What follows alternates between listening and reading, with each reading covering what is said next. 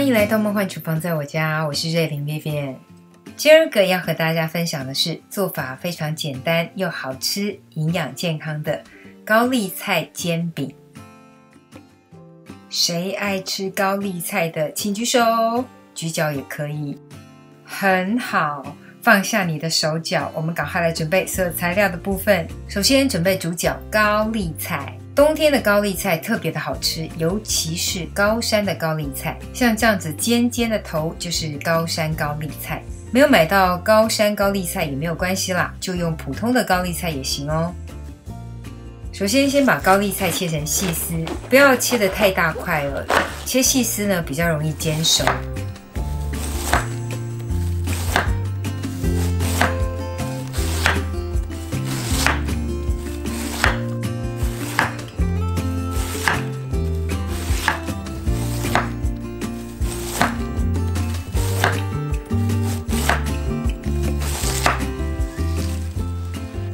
先把高丽菜冲洗干净哦。洗干净沥干水分之后呢，我们先放一旁备用。接下来准备一些葱花，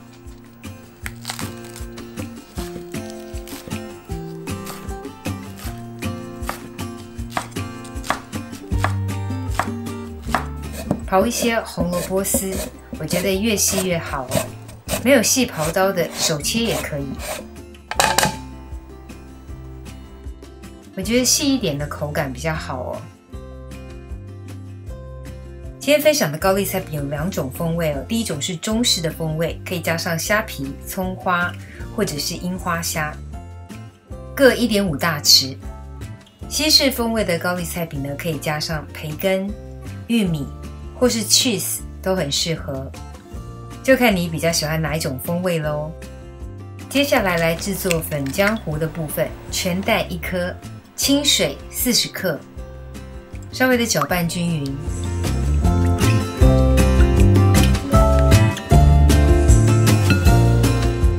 接着加入过筛好的低筋面粉50克，盐或鸡粉0.5小匙，搅拌均匀。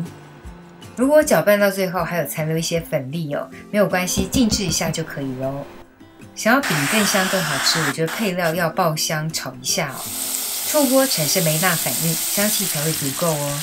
没有培根，用香肠、火腿都可以。中式风味的也一样哦，不管是用虾皮、虾米、樱花虾，都是出锅爆香一下。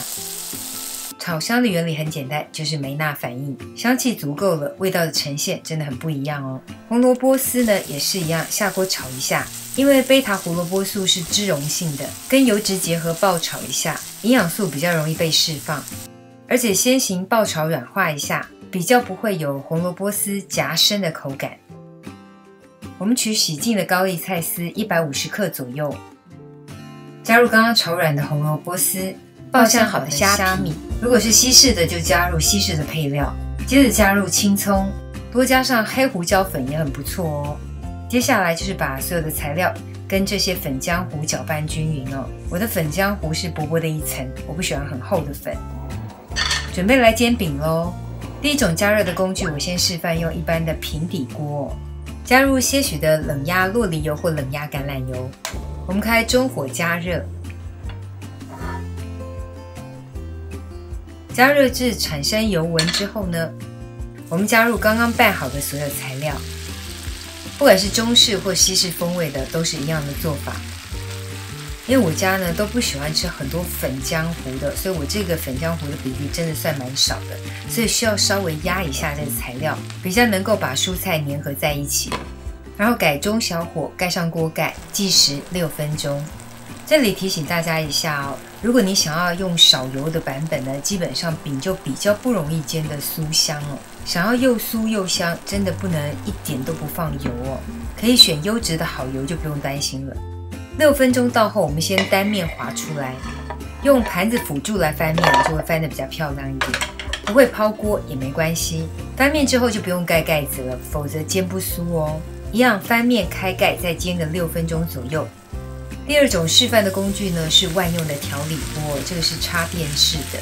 很多朋友都有这种煮火锅啦、做鲷鱼烧的万用调理锅哦，直接用附的煎盘就可以来煎这个高丽菜底了。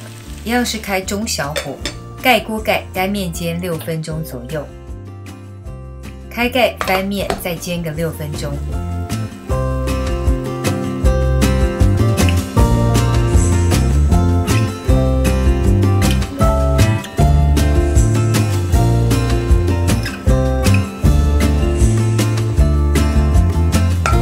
煎到两面金黄酥脆就可以了哦。如果有这种后烧格子三明治机的朋友，也可以用它来加热哦，也可以非常的酥脆哦。不过老实说，清洗的时候稍微麻烦一点。不管用哪种工具，都可以做出超美味的高丽菜煎饼。准备开吃吧！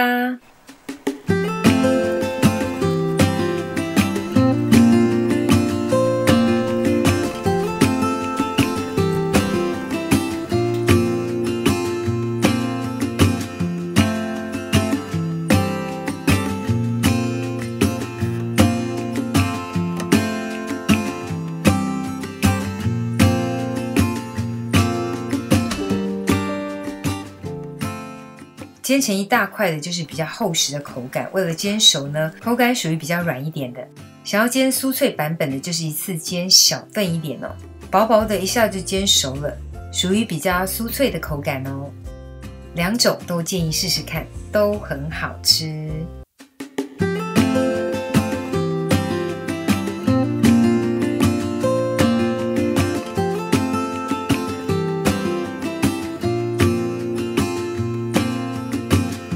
I never felt tomorrow closing in this fast. Oh, I guess time's in a rush. Leaves are falling down, but at least they grow back while I'm on a one-way track. 这个就是今天的分享啦，如果喜欢，别忘了按赞、留言、加分享。最新的食谱也欢迎订阅我的频道，更多的生活分享、好物推荐，欢迎加入我的 IG 跟 FB， 还有别忘了开启小铃铛，才不会错过最新影片哦。耶稣爱你，我也爱你，我们下次见，拜拜。The time I got, it is just enough to get by. Yeah, it is just enough to get by.